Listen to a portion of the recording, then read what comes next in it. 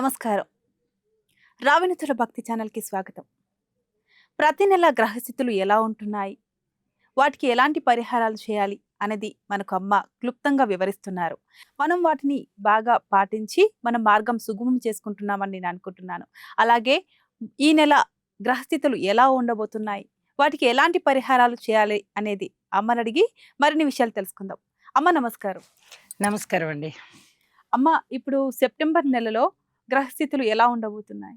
శ్రీ గురుభ్యో నమః. శ్రీమాత్రే నమః. సెప్టెంబర్ నెలలో మీనరాశిలో శనిగారి వక్రస్థితి ఉంది. అలాగే మిథున రాశిలో కుజుడు ఉన్నారు. గురువుగారు ఉచ్చస్థానమైనటువంటి కర్కాటక రాశిలో ఉన్నారు. ఇక రవి బుధ కేతువులు ముగ్గురు కూడా సింహరాశిలో ఉన్నారు. శుక్రాచార్యుల వారు నీచలో ఉండి కన్యారాశిలో ఆయన సంచారం జరుగుతుంది.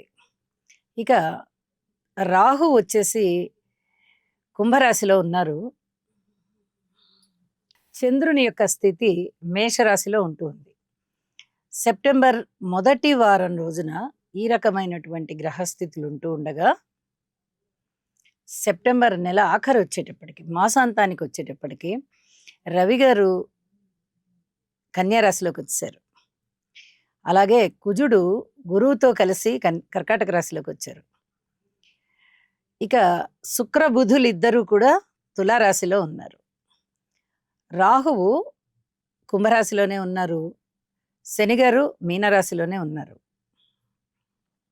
చంద్రుడు తన ఉచ్చస్థానమైనటువంటి వృషభ రాశిలోకి వచ్చి ఉన్నారు. అంటే 2.5 రోజు ఉంటారు చంద్రుడు. ఈ 2.5 రోజు కాలము కూడా కుజుని యొక్క నీచభంగం జరుగుతుంది. కుజుడు నీచలో ఉన్నారు కాబట్టి ఆ రాశ్యాధిపతి అయినటువంటి చంద్రుడు ఉచ్చలో ఉండేటప్పటికి ఎన్ని రోజులు ఉంటారు? 2.5 రోజు మాత్రమే ఉంటారు చంద్రుడు. ఆ 2.5 రోజు మటుకు నీచభంగం జరిగి ఉంటుంది కుజుడికి. అంటే కొంచెం ఆ నీచ ఫలితాలు తగ్గి తన యొక్క ప్రభావాన్ని చూపిస్తారనమాట. అమ్మ ఆగస్టు నెలతో పోలిస్తే సెప్టెంబర్లో అనుకోని గ్రహస్థితులు ఏమైనా వచ్చే ఛాన్స్ ఉందంటారు?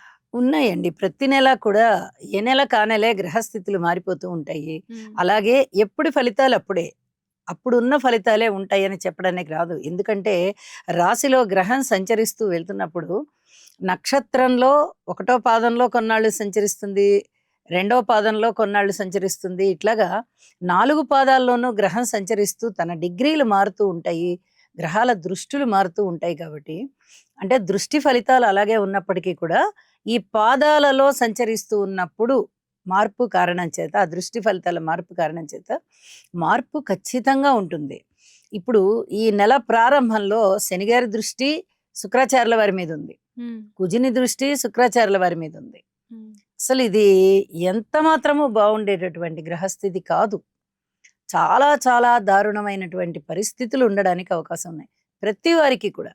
ఒక్క రాశి వారికనే కాదు, ప్రతి వారికి కూడా. మరి బుధ శుక్రుల కలయిక జరుగుతోంది మాసాంతానికి వెళ్ళేటప్పటికి. ఇది చాలా మంచి కలయిక అన్నమాట. ఈ సమ్మేళనము చాలా సున్నితమైన ప్రవర్తనని సూచిస్తూ ఉంటుంది.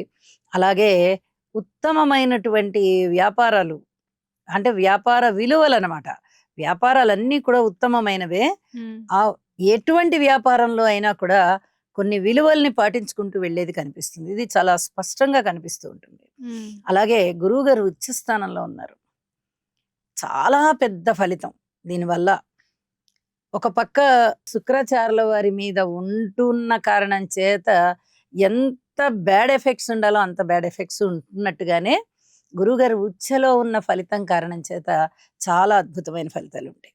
మరి శని కుజ దృష్టులు శుక్రాచార్యుల వారి మీద పడుతూ ఉన్నాయి కదా, ఉండడానికి రాశిలో ఈ నెలలో 3 రోజులు మాత్రమే ఈ దృష్టి కనిపిస్తుంది, కుజుని దృష్టి. ఆ తర్వాత శుక్రాచార్యుల వారు మారిపోతున్నారు. అలాగే కుజుడు కూడా మారుతున్నాడు. మళ్ళీ కుజుని దృష్టి శుక్రుడి మీద ఉంటుంది. అంటే వెరసి ప్రేమ వివాహాలు, అవివాహితులకి వివాహాలు జరగడం కుదరడం కాస్త కష్టంగా ఉండడం, ఏవో ఒక అనుమానాలు, అపోహలు, మనస్పర్ధలు, అలాగే అనారోగ్య సమస్యలు, స్త్రీల వల్ల చాలా చాలా ఇబ్బందులు, ప్రేమ వివాహాలు ఫెయిల్ అవ్వడం, అపోహలకి దారితీయడం, స్త్రీలతో చాలా ఇబ్బందులు అన్నమాట. అలాగే మితిమీరిన కోరికలు, ఈ లేడీస్ ప్రాబ్లమ్స్ అంటారు చూసారా, అలాంటి వాటన్నిటికీ సంబంధించిన అనారోగ్యాలు జెంట్స్ కి ఉండడానికి అవకాశం ఉంది, లేడీస్ కి ఉండడానికి అవకాశం ఉంది. అంటే ఆ జననేంద్రియాలు, యూరినరీ ప్రాబ్లమ్స్ అలాంటివన్నీ కూడా చాలా ఉండడానికి అవకాశం ఉంది. భార్యాభర్తల మధ్య వైషమ్యాలు పెరగడానికి అవకాశం ఉంది. ఇలా చెప్పుకోలేని చెప్పరాని అనర్థాలు చాలా జరగడానికి అవకాశం ఉంది.